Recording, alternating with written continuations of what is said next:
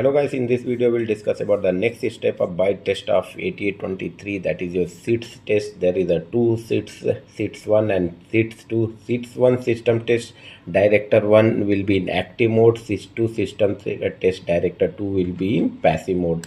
So Cids 1 is active computer while Cids 2 remain in hot standby, and changeover to Cids 2 happens automatically if Cids 1 fail or experience a critical fault in the aircraft system.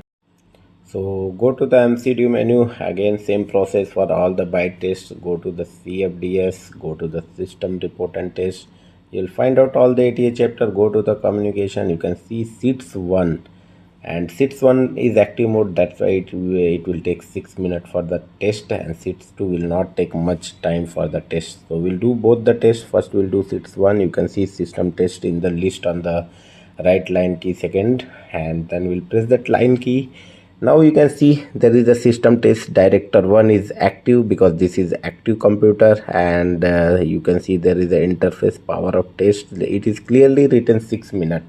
So this is Cids 1 is in functional. We'll put you can see there is a 6 minute in the test just on the clock.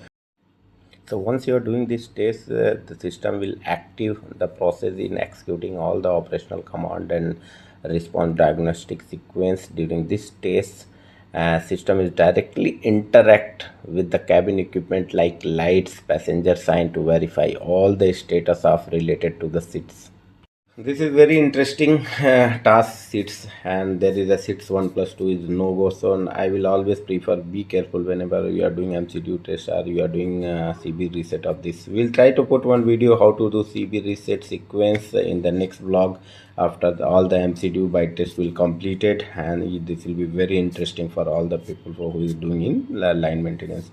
And here you can also see FAP reset, complete power up setup will be there on the FAP skin. So this will interact with all the system lights, functioning audio, and so that's why this is very critical system. So almost 5 minutes is completed. We have just discussed a lot of things. Once test is completed, you will find out all the related failure. If anything is failure, there is a carry forward entry for the loudspeaker, so definitely you'll get loudspeaker fault. So almost test is going to complete. We'll see the chrono clock, and once clock will suggest if 0541 minute, it's almost going to complete. So once it is completed, you can see there is a ATA chapter with loudspeaker fault because as I told you, there is a loudspeaker entry, so you'll get that fault. If there is no entry, you'll find out the test is okay, as its power up test is completed. Normally Cids does a power up test of certain Cids component and start the internal byte of associated system. That's why it used to take 6 minutes longer duration as compared to other tests. If there is a failure, subsequent data about the failure comes on the picture like active director, ATA reference, identify of the unserviceable LRU, class of the failure 1, 2, 3 with prompt to get access to the troubleshooting data to the submenus of the class 3 failure. This page shows the maximum of 2 failure. If there are more failure, you must push the next page key of the MCDU keyboard. If there are no failure found during the test message will come okay.